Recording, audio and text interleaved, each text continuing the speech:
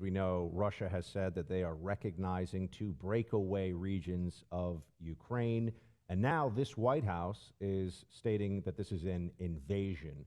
That's a strong word. What went wrong here? What has the current occupant of the Oval Office done that he could have done differently?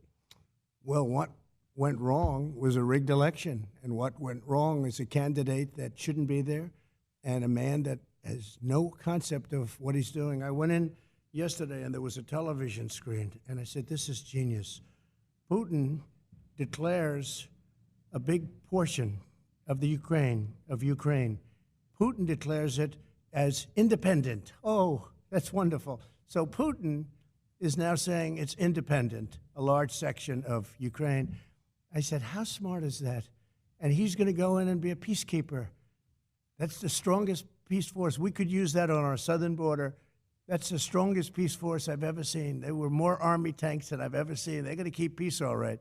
No, but think of it. Here's a guy who's very savvy. I know him very well, very, very well. By the way, this never would have happened with us.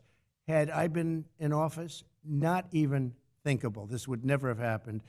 But here's a guy that says, you know, I'm going to declare a big portion of Ukraine independent. He used the word independent.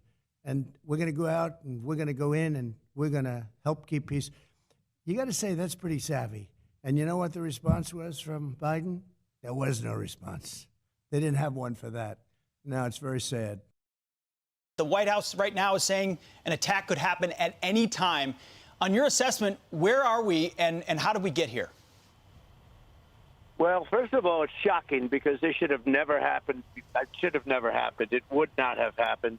And how we got here is when they watched Afghanistan and they watched the most incompetent withdrawal in the history of probably any army, let alone just us.